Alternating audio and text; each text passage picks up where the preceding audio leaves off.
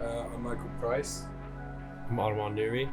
and together we are collaborators, friends, business partners, and a few other things as well.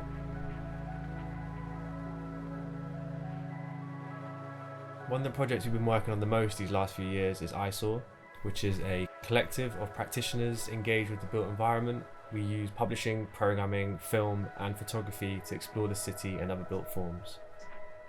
Through Eyesore, we've gained an appreciation for working collaboratively amongst peers and really generating a community.